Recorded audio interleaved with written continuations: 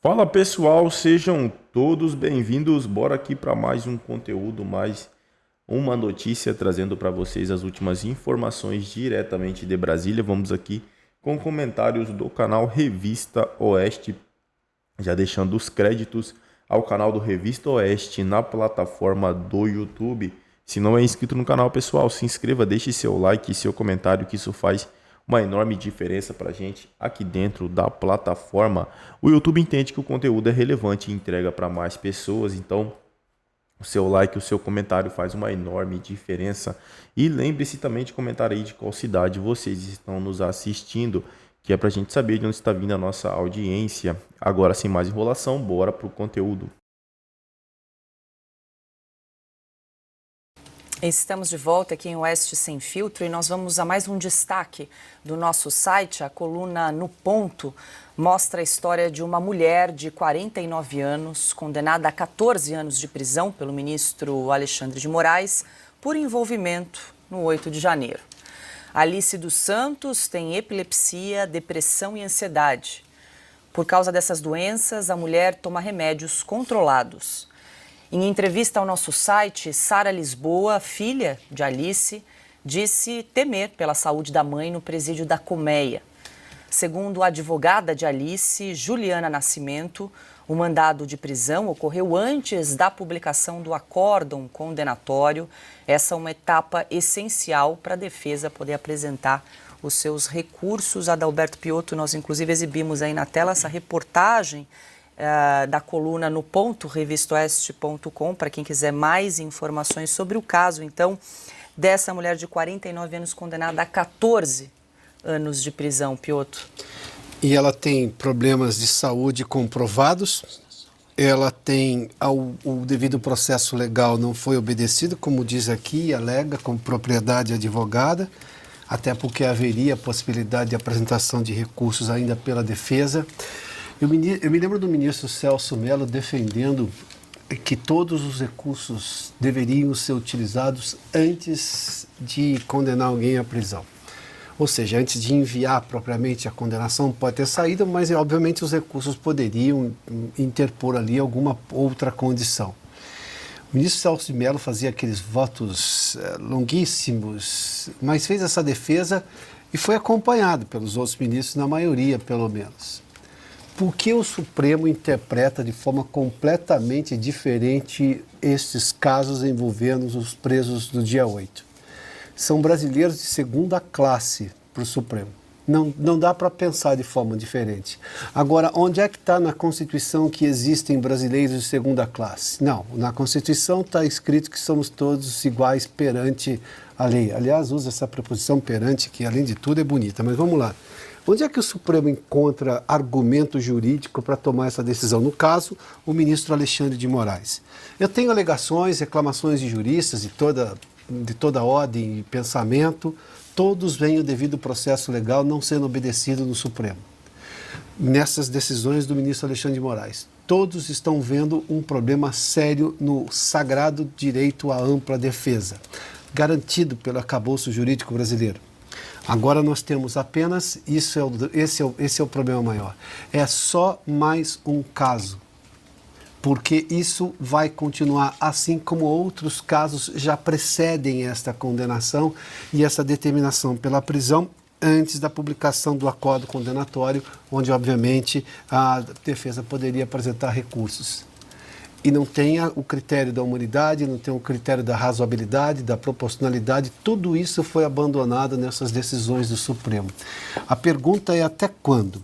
Até quando o Senado da República vai fazer esse de cego, e eu estou me referindo aqui de forma muito clara ao presidente do Senado, Rodrigo Pacheco, que é quem tem, digamos, o poder do ponto de vista de determinar, no mínimo, a aceitação, ou seja, ele aceitar e determinar a abertura de um processo meramente de investigação, que poderá culminar com um processo de impeachment, mas a abertura de uma investigação. Enquanto isso, a gente vê brasileiros padecendo pelo simples fato de que a eles não é dado o direito ao devido processo legal. Só a lei, não se está pedindo privilégios. Até quando?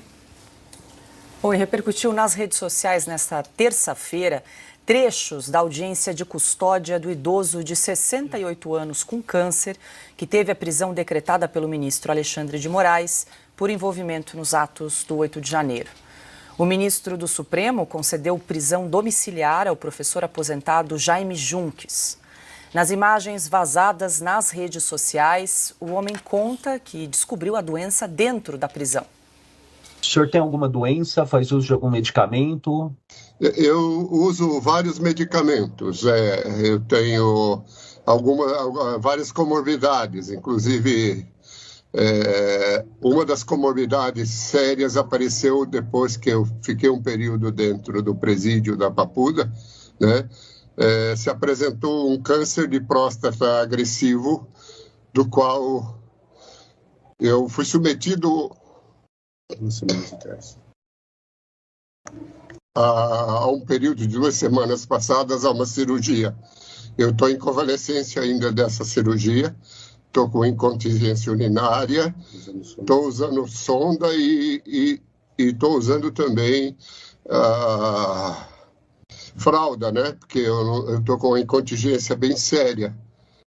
E eu estou aguardando a ordem médica já para ser iniciada as sessões de quimioterapia. O idoso que passou por uma cirurgia recentemente relata as dores provocadas pela doença. Nova Chevrolet Silverado. Muito mal, eu não tenho condições de me locomover sozinho, né? Está com cuidador. E a dor é intensa. Muita dor. Muita dor, a dor intensa, doutor. Isso, Augusto, a gente acompanhou um trecho aí dessa audiência de custódia do Jaime Junques, ele que foi condenado a 14 anos de prisão, tem 68 anos, e nós trouxemos também o caso dessa mulher de 49 anos, que foi condenada a 14 anos de prisão.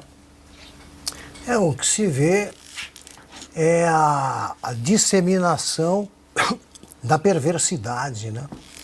Ou da falta de compaixão.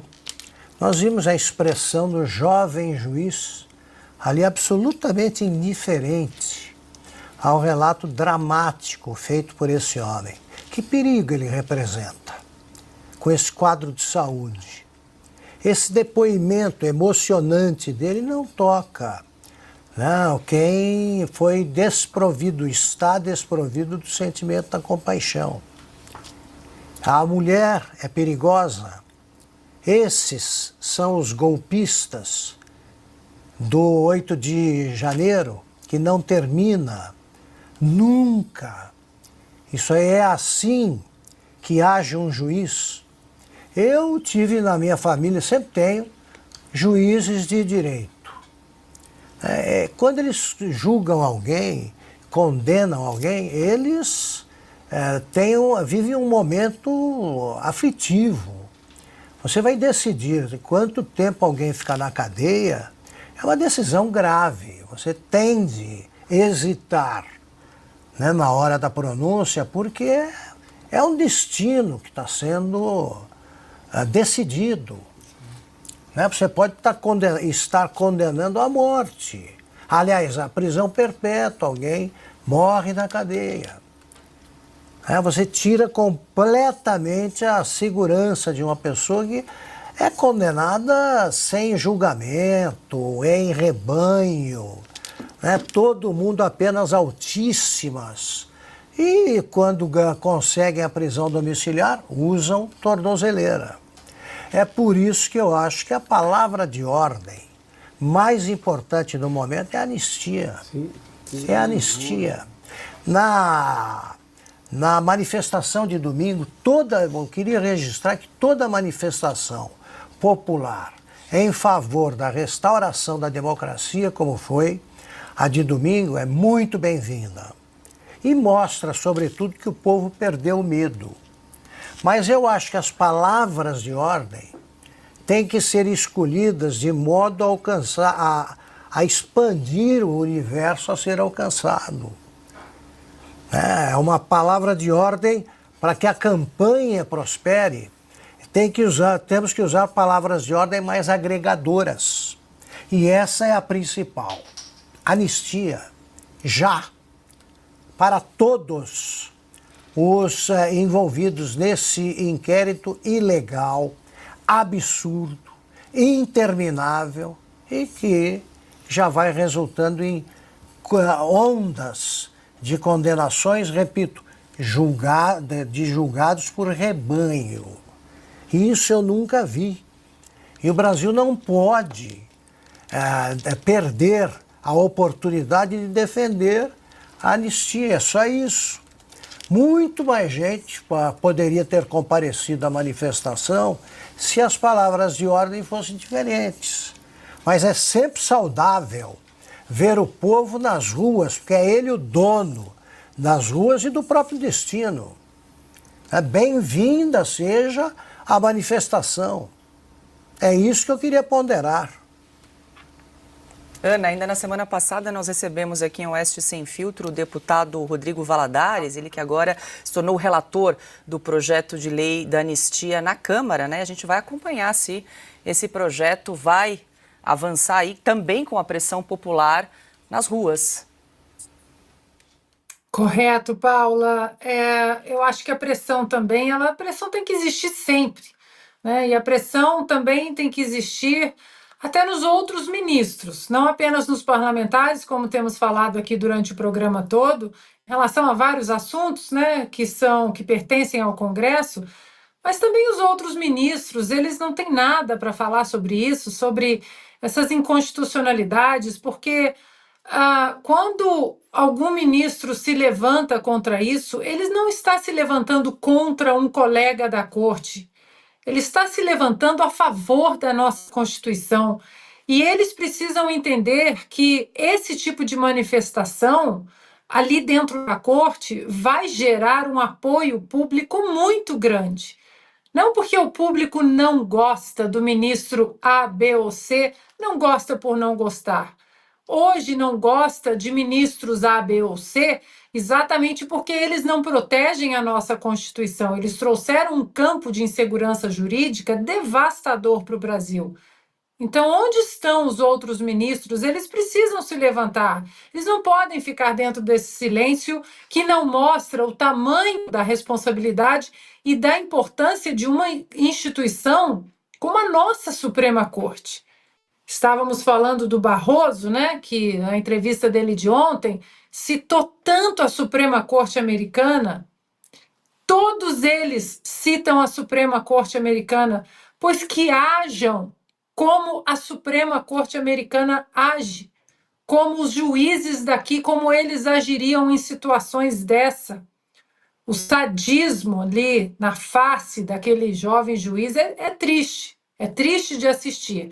Porque estamos falando durante muitos meses já, desses casos do 8 de janeiro. As inconstitucionalidades, como Augusto disse agora, os julgamentos em lotes como animais. Então, Paula, por mais que eles passem essa fase terrena aqui achando que estão livres de qualquer condenação, uma hora eles vão ter que prestar contas, né? À justiça divina. Mas eu acho que antes disso chegar ao nosso Congresso, ele pode trabalhar simplesmente de uma maneira mais eficiente nesse caso da anistia. Isso é o correto a ser feito nesse momento.